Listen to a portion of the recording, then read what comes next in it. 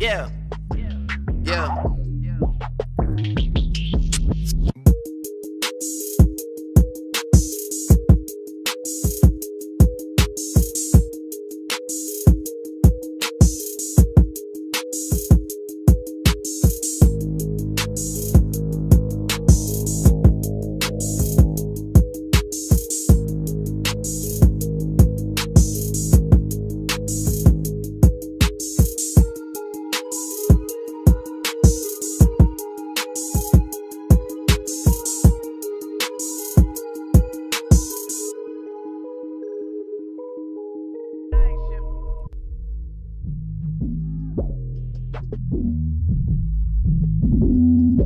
Yeah, yeah.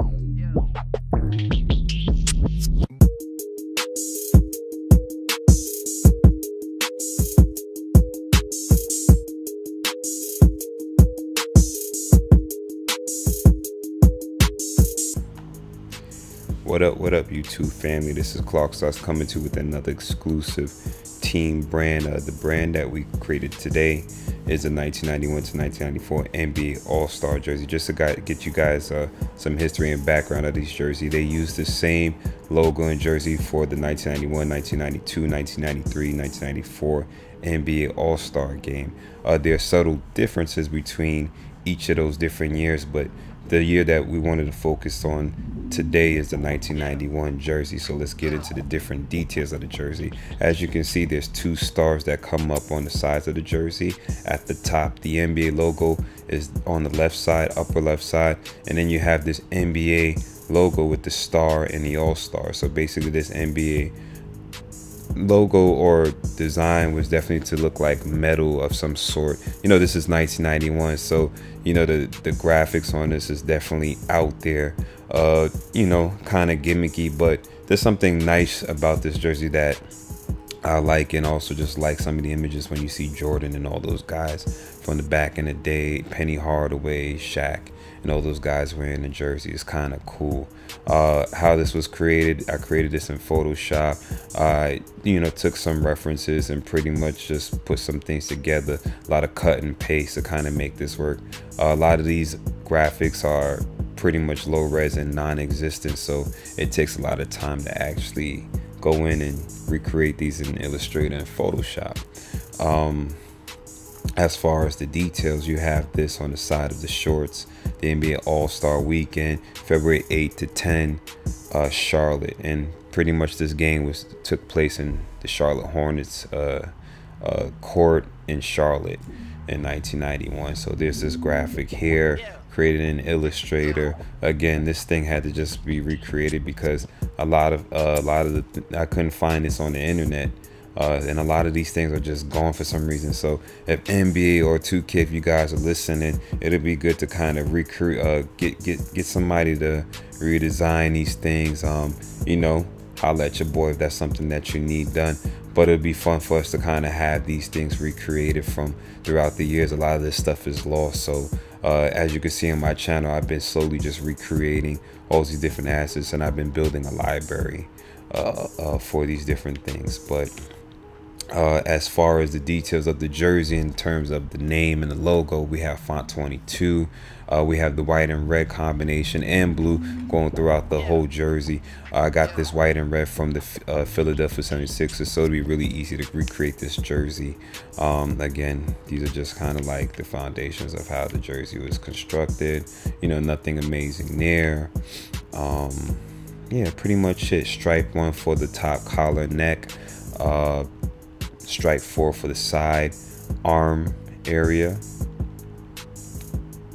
For the shorts, you have the stripe 4 with the red, white, and blue combination, and at the bottom you have the stripe 4. Pretty much this is a simple jersey to create. Nothing crazy, nothing complex here. Just take a look at the white jersey, which was the East jersey, and the red jersey was the West jersey. And let's just quickly go through all those same details that I showed you.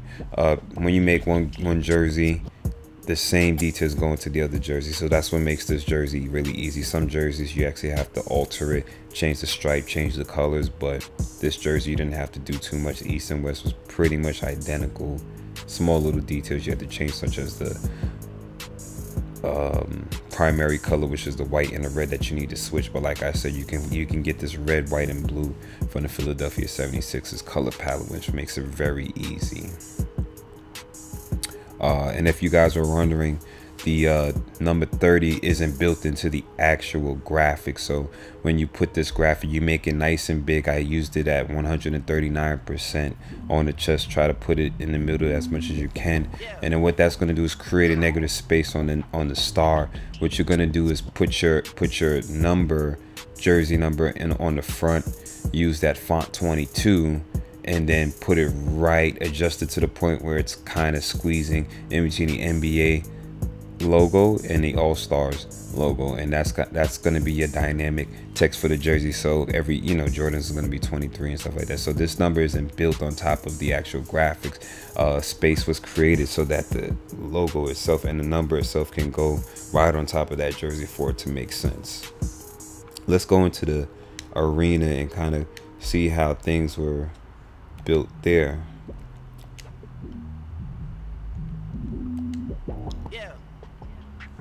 As far as the arena is concerned, this is a really simple design. We have red and blue primary colors. The red is a deep red, like, something like a maroon or a burgundy red, and then the other detail, the circle inside key and the outside key, is going to be a blue. And this blue is not a royal blue or sky blue, but it's more of a greenish gray blue. So when you're choosing your colors, make sure you keep that in mind as you're designing the actual arena. As far as the line details go, everything is white. 3-point line, outside key, inside key. So all you need to do is just keep going with the white theme, and everything will be just as accurate as you need it to be.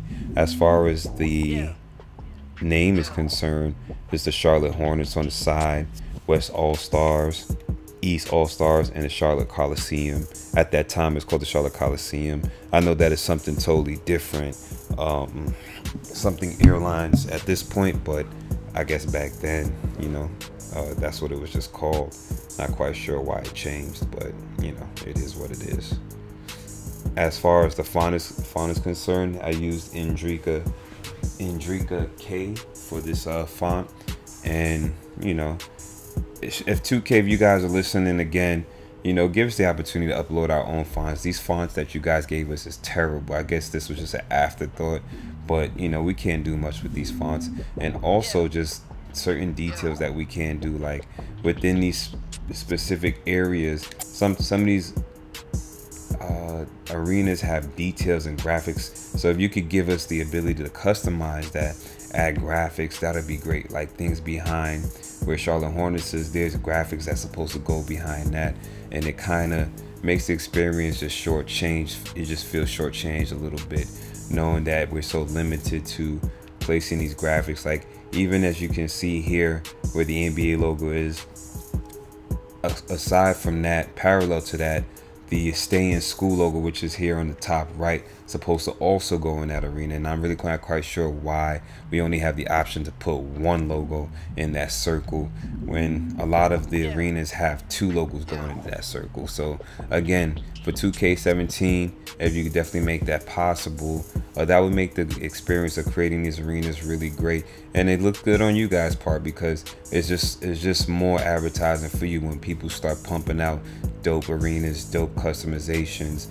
It's pretty much they're going to be uploading and put on YouTube talking about it, and that's great marketing, great advertising for you. So it'd be good if you guys don't half step it, full step it, and give us what we need to really do this and really make this a full throttle experience that it could be.